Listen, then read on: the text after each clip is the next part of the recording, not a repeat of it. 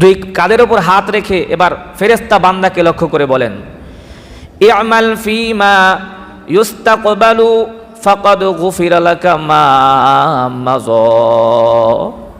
ফেরেশতা এখন কি বলে বান্দাকে? ইআমাল ফীমা ইউস্তাকবালু ফাকাদ গুফিরা লাকা মা মাযা। এতক্ষণ পর্যন্ত হজের যাবতীয় সব বিধানগুলো তুমি কষ্ট করে করে আদায় করেছো।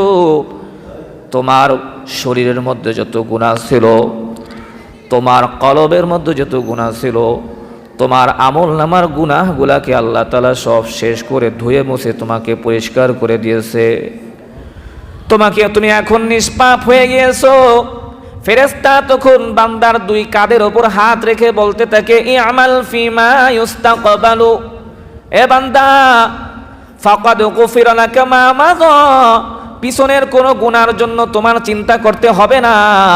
এই যেখান থেকে তুমি চলে যাচ্ছ, যাওয়ার পর থেকে আমল করতে থাকো, তোমার কোনো টেনশন নাই। সামনে যত আমল করবা তত তোমার আমলের সওয়াব বাড়তে থাকবে। পিছনের গুনাহ নিয়ে তোমাকে আর কোনো টেনশন করতে হবে না। সুবহানাল্লাহ।